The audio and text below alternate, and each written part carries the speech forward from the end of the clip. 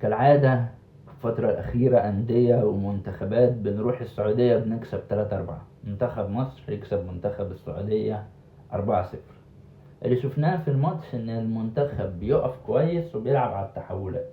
استغلنا سرعة مرموش وسرعة زيزو في التحولات إن احنا نجيب الأجوان. وطبعا طريقة اللعب دي بتحتاج حد في نص الملعب يعرف ينقل اللعب بسرعة، يوزع لك اللعب زي إمام عاشور الكرة اللي اداها لزيزو.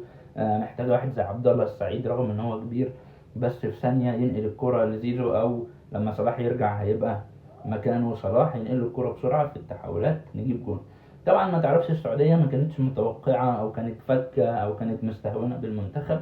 المهم ان احنا خدنا اللي احنا عايزينه من الماتش.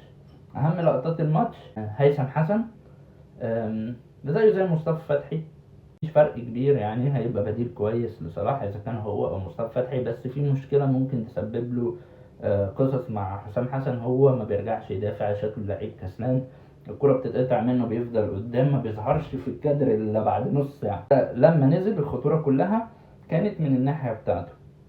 ابراهيم عادل نسخه من رمضان صبحي، بس رمضان صبحي اقوى واكثر فعاليه، حتى نفس الترقيصه بتاعته اللي يجي كده بيروح عاملها كده، كل حاجه هو نسخه من رمضان صبحي. ما هيبقى بديل كويس برضو لتريزيجيه، او ممكن نشوف حد من الدوري تاني غير ابراهيم عادل لانه مش فعال بالمره.